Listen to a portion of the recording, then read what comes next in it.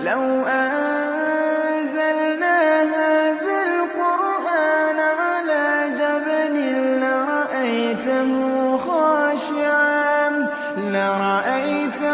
خاشعا متصدعا من خشية الله. وتلك الأمثال نضربها للناس لعلهم يتفكرون. هو الله